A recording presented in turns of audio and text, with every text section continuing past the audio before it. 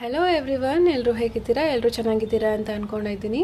ನಾನು ಮಾಡ್ತಾ ಇರೋ 30 days 30 ಸ್ನ್ಯಾಕ್ಸ್ ರೆಸಿಪೀಸಲ್ಲಿ ಇವತ್ತು ಡೇ 3 ಫ್ರೆಂಚ್ ಫ್ರೈಸ್ ಮಾಡ್ತಾ ಇದ್ದೀನಿ. ಹಾಗೆ ಮನೆಯಲ್ಲೇ ಮಾಡ್ಕೊಬೋದಾದ ಸಾಸ್ ಸಕ್ಕದಾಗಿರುತ್ತೆ. ನೀವು ಖಂಡಿತ ಇದನ್ನು ಟ್ರೈ ಮಾಡಲೇಬೇಕು.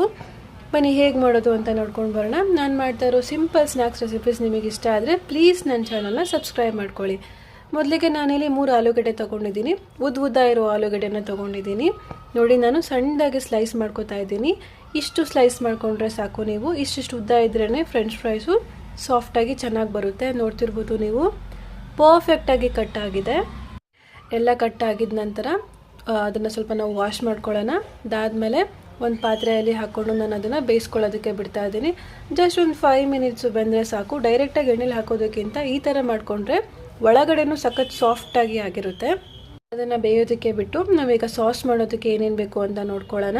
ಮೊದಲಿಗೆ ಬೆಂದಿರೋ ಒಂದು ಬೇಯಿಸಿರೋ ಮೊಟ್ಟೆ, ಒಂದೇ ಒಂದು ಒಣಮೆಣಸಿನ್ಕಾಯಿ, 2 ಮೆಣಸು ತೊಗೊಂಡಿದ್ದೀನಿ. ರುಚಿಗೆ ತಕ್ಕಂತೆ ಉಪ್ಪು ಹಾಕ್ಕೊಂಡು ಈಗ ನಾನು ರುಬ್ಕೋತಾ ಇದ್ದೀನಿ. ಒಂಚೂರು ನೀರು ಬೇಕಿದ್ರೆ ನೀವು ಆ್ಯಡ್ ಮಾಡ್ಕೋಬೋದು. ನೋಡಿ, ಗಟ್ಟಿ ಬೇಕಿದ್ರೆ ಗಟ್ಟಿ ಮಾಡ್ಕೋಬೋದು, ತೆಳುವಾಗಿ ಬೇಕಿದ್ರೆ ತೆಳುವಾಗಿ ಮಾಡ್ಕೊಳ್ಳಿ ನೀವು ಈ ಸಾಸನ್ನ.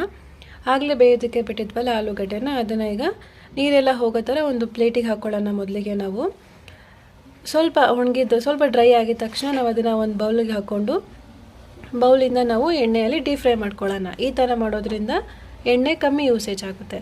ನೋಡಿ, ಈಗ ನಾನು ಒಂದು ತವ ಇಟ್ಕೊಂಡು ತವೆಯಲ್ಲಿ ಎಣ್ಣೆ ಹಾಕೋತಾ ಇದ್ದೀನಿ. ಎಣ್ಣೆ ಹಾಕಿದ ನಂತರ ನಾವು ಆಗಲೇ ಮಾಡಿ ಇಟ್ಕೊಂಡಿದ್ವಲ್ಲ ಆ ಸ್ಲೈಸಸ್ಸು ಫ್ರೆಂಚ್ ಫ್ರೈಸು ಅದನ್ನೆಲ್ಲ ತೆಗೆದುದಕ್ಕೆ ಹಾಕಿ, ಎಷ್ಟು ಕ್ರಂಚಿಯಾಗಿದೆ ನೋಡಿ, ಸಕ್ಕದಾಗಿ ಬಂದಿದೆ. ಜಸ್ಟ್ 5 minutes ಇಲ್ಲ 10 minutes ನೀವು ಟೈಮ್ ಸ್ಪೆಂಡ್ ಮಾಡಿದ್ರೆ ಆರಾಮಾಗಿರೋ ಸ್ನ್ಯಾಕ್ಸು ಮನೇಲೇ ರೆಡಿ ಮಾಡ್ಕೊಬೋದು. ನೋಡಿ, ನಾನೀಗ ಇದಕ್ಕೆ ಸಾಲ್ಟು ಮತ್ತು ಅಚ್ಕಾರದ ಪುಡಿ ಹಾಕೋತಾ ಇದ್ದೀನಿ. ಸ್ಪೈಸಿಯಾಗಿರುತ್ತೆ. ಈ ಸಿಂಪಲ್ ರೆಸಿಪಿನ ನೀವು ಒಂದ್ಸಲ ಟ್ರೈ ಮಾಡಿ. ನಿಮಗೆ ಇಷ್ಟ ಆದರೆ ನನ್ನ ಚಾನಲ್ ಸಬ್ಸ್ಕ್ರೈಬ್ ಮಾಡ್ಕೊಳ್ಳಿ, ಲೈಕ್ ಮಾಡ್ಕೊಳ್ಳಿ. Thank you for watching.